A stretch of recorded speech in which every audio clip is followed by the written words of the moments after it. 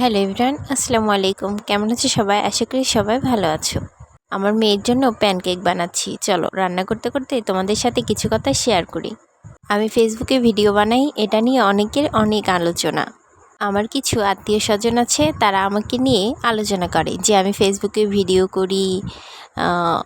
এটা আর কি তারা সহ্য করতে পারে না। আমি তো টিকটক বানাই না, আমার কিন্তু কোনো টিকটক আইডি নাই বা আমি কিছুই করি না। আমি শুধু শখের বশে বললে ভুল হবে, আসলে নিজের পায়ে দাঁড়াতে চাই আর কিছু ইনকাম করতে চাই, যাতে আমার মেয়ের বা আমার বাচ্চার ভবিষ্যৎ সুন্দর হয়, আমার যাতে ভবিষ্যৎ একটু সুন্দর হয়, আমার স্বামীর যাতে কিছু আর্থিক সাহায্য হয়, আমরা যেন দুইজনে মিলে একসাথে সামনের দিকে এগিয়ে যেতে পারি, এই জন্য ভিডিও করি। আর এই পর্যন্ত আমি যেগুলো ভিডিও করছি সেখানে কি ভদ্রভাবেই ভিডিও তৈরি করি। তাই আমাকে নিয়ে তোমরা এত আলোচনা করো না।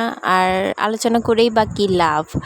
আমি ভিডিও তৈরি করব, এটা আমি প্রায় 1 বছর আগে থেকেই পরিকল্পনা করছি, তারপরেই কিন্তু এই লাইনে আসছি বা এই রাস্তায় আসছি।